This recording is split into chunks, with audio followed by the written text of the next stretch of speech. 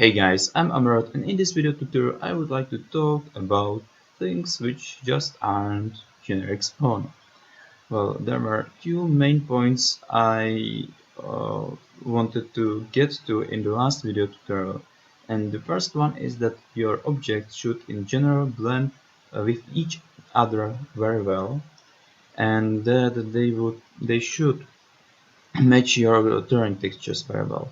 So in general, when you take a look at some sort of forest, there isn't anything what just is out of place, let's say.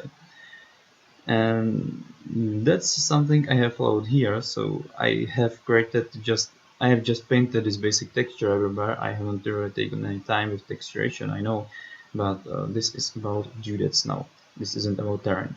So I have created this forest and it blends together. All of those trees have same trunks and so on. So this is just some general environment in which nothing really stands out too much. Well, this rock might look a little bit special, but there is another rock, and then there will be another rock there, another there. So it's nothing special about that. Another is here. So really you can just tell that okay, this is some generic forest, nothing special over here. And when you get this type of feeling from your environment, then you are safe to start using things like this. This one tree is completely out of space, it just doesn't belong here. However, that's exactly its point. That player who is taking a look at this forest is just like, okay, some tree, what the fuck? And just notices it and goes towards it. And that's exactly the point. And when you even, I could now just spawn create some sort of skybox around this, so there is a fog effect. I would use different terrain texture here, some ghosts and other doodads and so on. I would spawn some ghosts here or something like that, make some sort of haunted area or whatever. And it may be Easter egg, it may be some sort of point of interest, it may be some lore object, or it can just be here for the sake of being cool. Whatever, it doesn't really matter.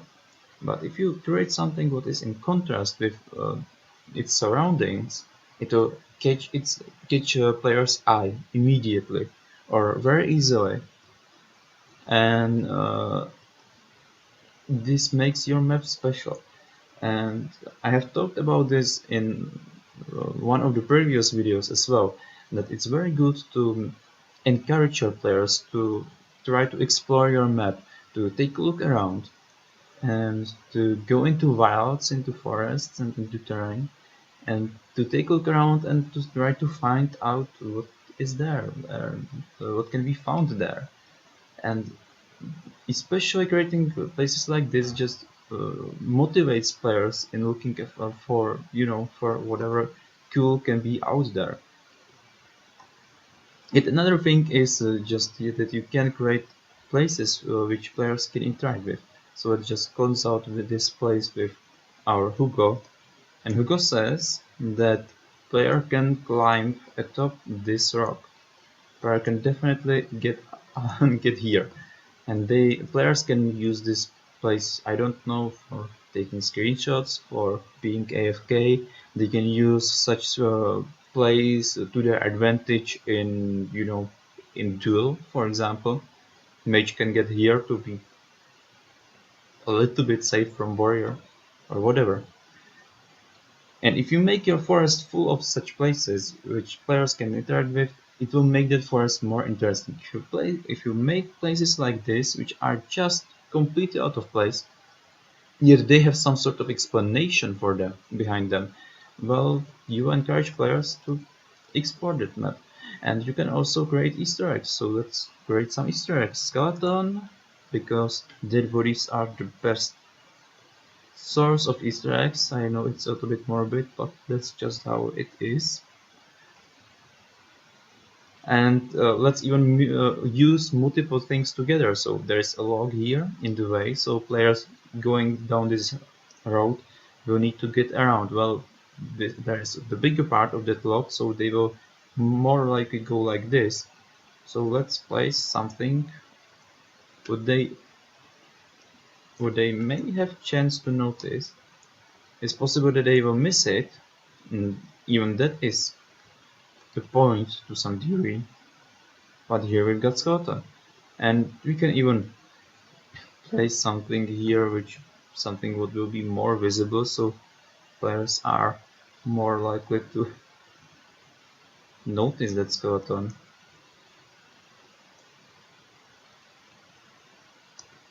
But you know, if you find skeleton in forest with eggs batched into him, well, you will most likely notice that.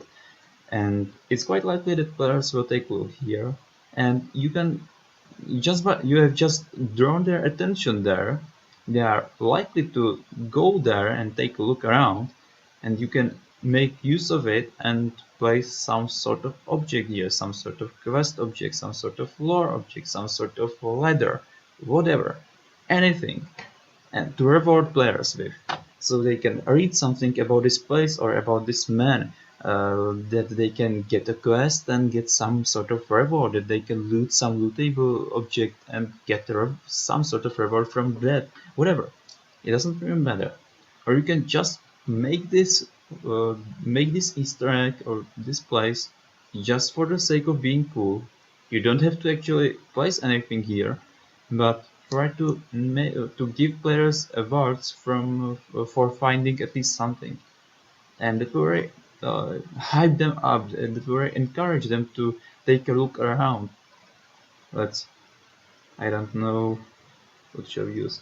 I usually just browse model viewer for completely random objects. I don't even look for certain objects. I am really like, let's go to Word, let's go to expansion 2, because I don't have Word reported stuff here.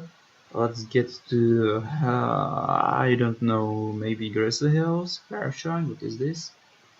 Well, great. That's just great.